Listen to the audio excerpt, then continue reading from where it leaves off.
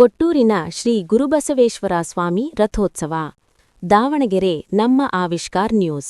ಕೊಟ್ಟೂರಿನ ಶ್ರೀ ಗುರುಬಸವೇಶ್ವರ ಸ್ವಾಮಿ ರಥೋತ್ಸವ ಫೆಬ್ರವರಿ 12ರಂದು ನಡೆಯಲಿದ್ದು, ಈ ನಿಮಿತ್ತ ಫೆಬ್ರವರಿ 9ರಂದು ದಾವಣಗೆರೆಯಿಂದ ಕೊಟ್ಟೂರಿಗೆ ಹೊರಡುವ 47ನೇ ವರ್ಷದ ಸಮಗ್ರ ಪಾದಯಾತ್ರಿ ಹೊರಡುವವರಿಗೆ ಬೀಳ್ಕೊಡುವ ಸಮಾರಂಭ 9ರ ಸಂಜೆ ಆಯೋಜಿಸಲಾಗಿದೆ ಎಂದು ಕನಕೊಪ್ಪಿ ಮುರುಗೇಶ್ ತಿಳಿಸಿದರು.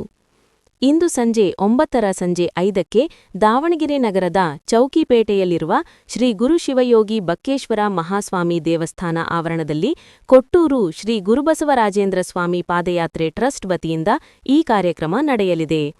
ಕಾರ್ಯಕ್ರಮದ ಸಾನ್ನಿಧ್ಯವನ್ನು ಹೆಬ್ಬಾಳು ವಿರಕ್ತ ಮಠದ ಶ್ರೀಮಹಾಂತ ರುದ್ರೇಶ್ವರ ಸ್ವಾಮಿಗಳು, ದಾವಣಗೆರೆಯ ದೊಡ್ಡಪೇಟೆಯ ವಿರಕ್ತ ಮಠದ ಡಾ ಬಸವಪ್ರಭು ಸ್ವಾಮಿಗಳು, ಅಯ್ಯನಹಳ್ಳಿಯ ಶ್ರೀಮದ್ ರಂಭಾಪುರಿ ಶಾಖಾಮಠದ ಮಹೇಶ್ವರ ಶಿವಾಚಾರ್ಯ ಸ್ವಾಮಿಗಳು, ಕೊಟ್ಟೂರು ಹಿರೇಮಠದ ಶಿವಪ್ರಕಾಶ ಸ್ವಾಮಿಗಳು, ಕ್ರಿಯಾಮೂರ್ತಿಗಳು, ಕೋನಂದೂರು ಶ್ರೀಕ್ಷೇತ್ರ ಶಿವಲಿಂಗೇಶ್ವರ ಬೃಹನ್ಮಠದ ಶ್ರೀಪತಿ ಪಂಡಿತಾರಾಧ್ಯ ಶಿವಾಚಾರ್ಯ ಸ್ವಾಮಿಗಳು ವಹಿಸಲಿದ್ದಾರೆ.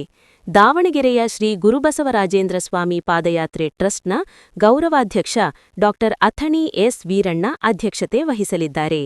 ಮುಖ್ಯ ಅತಿಥಿಗಳಾಗಿ ಗಣಿ ಮತ್ತು ಭೂಮಿಜ್ಞಾನ ಹಾಗೂ ತೋಟಗಾರಿಕೆ ಸಚಿವ ಎಸ್ ಮಲ್ಲಿಕಾರ್ಜುನ್, ಸಂಸದೆ ಡಾ ಪ್ರಭಾ ಮಲ್ಲಿಕಾರ್ಜುನ್, ಬಿಜೆಪಿ ರಾಜ್ಯಾಧ್ಯಕ್ಷ ಬಿವೈ ವಿಜಯೇಂದ್ರ, ಮಾಜಿ ಸಚಿವ ಎಂಪಿ ರೇಣುಕಾಚಾರ್ಯ, ದೂಡಾ ಅಧ್ಯಕ್ಷ ದಿನೇಶ್ ಕೆ ಶೆಟ್ಟಿ, ಗವರ್ನರ್ ಆರ್.ಜಿ. ಶ್ರೀನಿವಾಸಮೂರ್ತಿ, ಮಾಜಿ ಮಹಾಪೌರ ಬಿಜೆ ಅಜಯಕುಮಾರ್ ಆಗಮಿಸಲಿದ್ದಾರೆ ಎಂದು ಹೇಳಿದರು.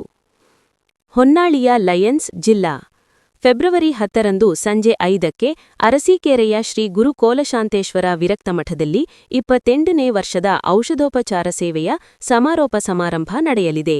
ಸಾನ್ನಿಧ್ಯವನ್ನು ಅರಸೀಕೆರೆಯ ಶ್ರೀ ಗುರು ಕೋಲಶಾಂತೇಶ್ವರ ವಿರಕ್ತ ಮಠದ ಶಾಂತಲಿಂಗ ದೇಶಿಕೇಂದ್ರ ಮಹಾಸ್ವಾಮಿಗಳು, ನಂದಿಪುರ ಪುಣ್ಯಕ್ಷೇತ್ರದ ಕೃಷಿ ಋಷಿ ಡಾ ಮಹೇಶ್ವರ ಮಹಾಸ್ವಾಮಿಗಳು ವಹಿಸಲಿದ್ದಾರೆ. ದಾವಣಗೆರೆಯ ಶ್ರೀ ಗುರುಬಸವರಾಜೇಂದ್ರ ಸ್ವಾಮಿ ಪಾದಯಾತ್ರೆ ಟ್ರಸ್ಟ್ನ ಗೌರವಾಧ್ಯಕ್ಷ ಡಾ ಅಥಣಿ ಎಸ್ ವೀರಣ್ಣ ಅಧ್ಯಕ್ಷತೆ ವಹಿಸಲಿದ್ದಾರೆ.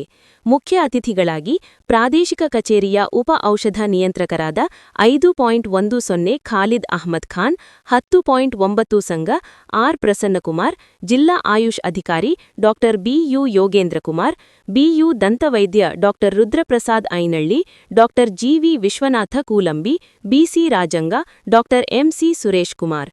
ನಾಳೆ ಬೆಳಿಗ್ಗೆ ಪಾದಯಾತ್ರಿಗಳಿಗೆ ಔಷಧೋಪಚಾರ ನಡೆಯಲಿದ್ದು, ಹೆಚ್ಚಿನ ಸೇವೆಗೆ 9488 83234 9481 920163 ಸಂಪರ್ಕಿಸಬಹುದು ಎಂದು ಜಯರಾಜ್ ಮಾಹಿತಿ ತಿಳಿಸಿದ್ದಾರೆ.